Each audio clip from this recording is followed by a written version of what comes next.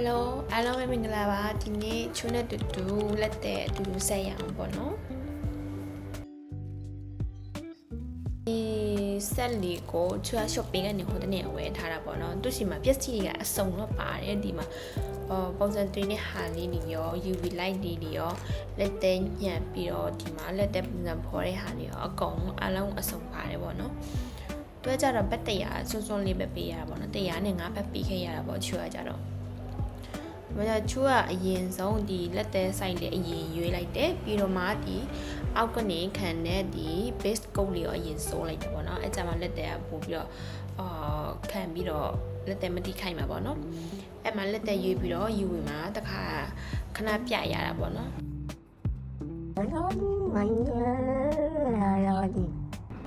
ဒါကြတော့အောက်မှာခံရတဲ့ဖော်လေးပေါ့နော်ချူကတော့တိတ်ပြီးတော့တုံးလို့အဆင်ပြေလို့မတုံးတော့ဘူးပေါ့နော်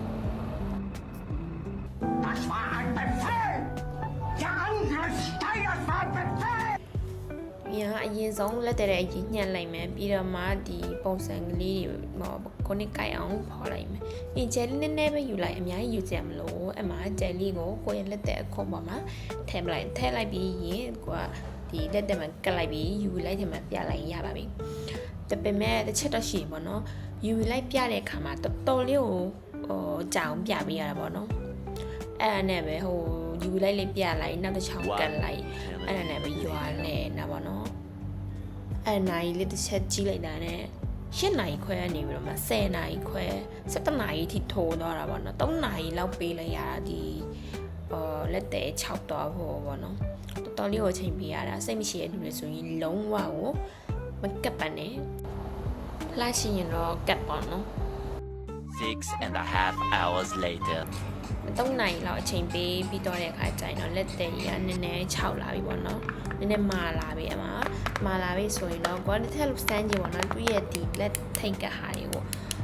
ဖိချီနဲ့မာနေပြီးတော့ခံစားရရင်တော့ဖြုတ်လို့ရပြီပေါ့နော်အခုဖြုတ်လိုက်တဲ့အခါကျတော့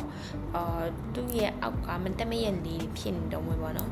အဲ့ဒါကိုကပြန်ပြီးတော့လက်သေးလေးကိုပုံစံပြန်ဖော်ရမှာဖြစ်တယ်ကိုမဖောက်ဆိုရင်တော့အခုလိုမျိုးလေးမတမရက်လေးထွက်လာတာဒါကြတော့နောက်ထပ်တစ်ချောင်းချန်သေးဆိုမှဆန်းနေတာပေါ့နော်အဲ့နဲ့မှာတော့ပြီးဆိုတော့သူ့ဖြုတ်လိုက်တယ်ပြီးတော့ဒီမှာ